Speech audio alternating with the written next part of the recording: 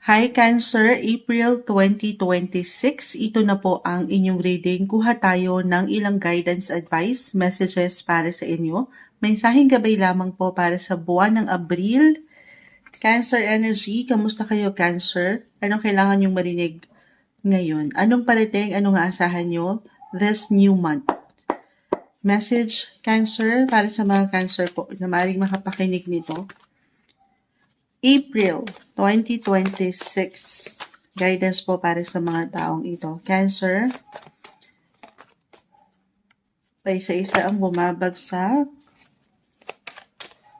Guidance. Okay.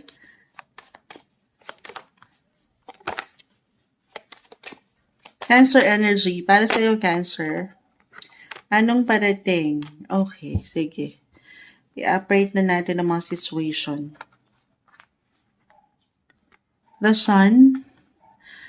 Medyo naninimbang si Moonchild between ano yan? Darkness and lights. Parang ganon. May ilang 5 and 5. Well, napaka-normal nito guys. Dumadaan tayo dito. Ups and downs ng buhay. Hindi nagiging madali all the time. May ilang challenges, struggle, but at the same time, mandito yung power nyo na tugunan or maybe ito yung pinaka-advice na kailangan yung marinig for this new month, Cancer. Panatilihin ang sarili na maging positibo sa true. Alam ko madaling sabihin, ang hirap magpaka-positive sa lahat ng pagkakataon, pero malaking bagay. Lagi niyong tatandaan, if ever at one point this month, may ilang laban, 5 and 5, may ilang struggle, connected sa pera, sa trabaho, ito yung higit na umaangat. But this is something na mapanghawakan nyo, makakayanan nyo, malalagpasan natin ito as a Cancer myself. Ayan, wag kayong pangungunahan ng negativity, of course. Pinakahumarap na si The Sun. Stay optimistic lang. Lagi natin i-remind ang sarili, everything is temporary, lilipas yan. Ano mang pinagdadaanan nyo, ano man ang ihain sa inyo ng mundo, yun naman ang kagandahan. Yes, lalagpas kayo dyan, lalampas, malalagpasan. Walang forever. Gusto niyo, walang forever ang bitter ni Moonshot, lalo pa sa mga hindi kadalian. Okay, pero nakikita ko dito yung panlalaban nyo. Focus, eyes on the prize.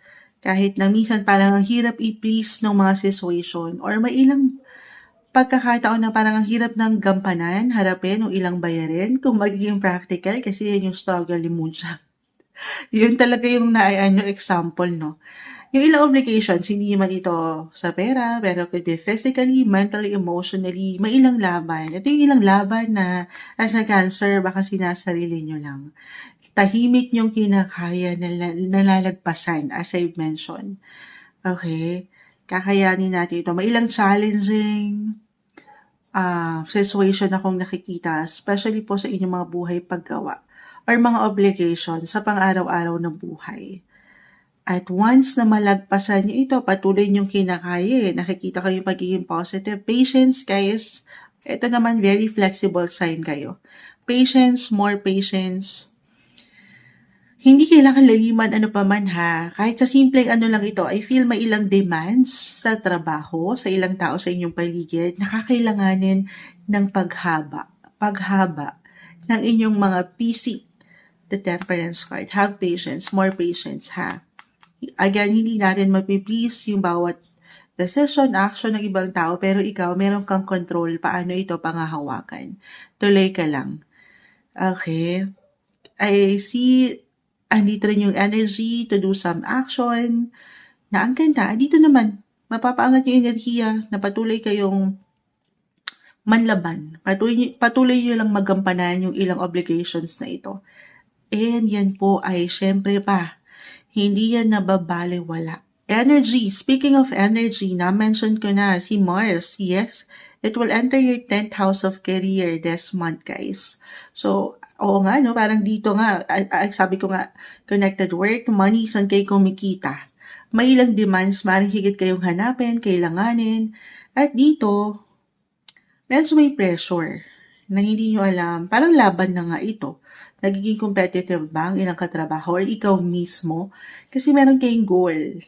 Meron kayong gustong mapagbigyan. Merong hinahabol na quota or ilang bayarin kung magiging practical nga tayo. So, maaaring higit na patuloy na maging busy, productive ang buwang ito. Higit kayong kakailanganin eh. On fire, guys. Your career is on fire. So, ano yung blessing of work?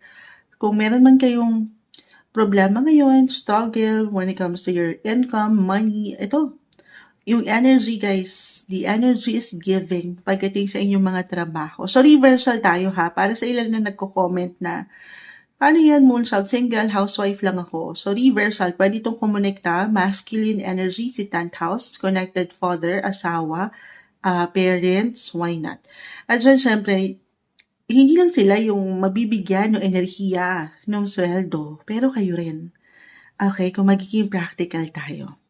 Unstoppable yung energy guys. Patuloy kayong sumusubok mula sa ilang pagsubok ng buhay. Ayun yung pinaka-advice. Patuloy lang kayong maging bukas sa ideya na pwede pa. Para sa ilan, napakagandang pagkakataon ito to do some action, inspired action, stay motivated lang. If ever naghahanap kayo ng bagong trabaho or opportunity, extra work for an extra income, meron. But of course, you have to do your part. Put yourself out there, connect, communicate. Yes, nang hindi ka naman nagmamadali ha. Meron ako, dalawa lang ito. It's either mainip ka or magmadali ka. So, kalma. Sa bawat aksyon, desisyon, especially if this is connected sa business, negosyo, na meron kayong something ilalabas dyan, kahit sa simpleng enerhiya, of course, you should always know your business. Kasi meron akong medyo padalos-dalos po sa bawat negosasyon na ito. Pero nagle-level up po ang mga sitwasyon kahit pa mahirap, wala namang madali kung mag-resonate na yes, parang ang daming inihahain sa akin ngayon sa trabaho ng mga boss, ayan. At dito, parang napanghihinaan kayo or may pressure na overwhelm kayo. Walang iihahain sa inyo ang taas or nakatataas na hindi nyo kakayanin. Bakit ba yung binibigay sa inyo? Kasi alam niyang magagampanan mo, Cancer. Okay. So yan, hindi posible. If ever, parang Moonshot, di naman ako na-appreciate. Meron po. Again, na-mention ko, masculine energy, regardless sa gender, pero may tatag, nakikitaan ka nung kagalingan, yung effort, yung tsaga mo, unstoppable, fiery. Nasa Aries season tayo, very fiery. It could be a new position, new offer, new client. May mga bago rin or a promotion ay kahit sa simpleng recognition, appreciation, Cancer, hindi nababalewala yung pagsisikap niyo po sa inyong mga buhay paggawa. So more on practical tayo this month, summer kasi, fiery sa career. Kung love ito, yes, ganun din yung maiwan ko, may pagkaseryoso. Or dahil nga, if ever in a relationship, couples, maaaring maging busy kayo. So, take some time off your busy schedule to have fun, enjoy, kayo umangat si the sun. More quality time din sa taong ito, sa mahal mo, pamilya. Ayan. Kung single at ready to mingle, of course, you have to do your part. Ganun din may iwan ko kasi may pagka-busy po ako nakikita, may ilang laban kayo na kailangan mo ng kayanan. Patience, guys, temperance card, patuloy na tiwala rin sa inyong sarili, sa proseso at higit sa kanya. Sa ilang pinagdadaanan natin, samahan ng patuloy na dasal ang inyong buhay paglalakbay. Ito yung umangat na guidance advice po para sa bagong buwan na ito ng April 2026, Cancer.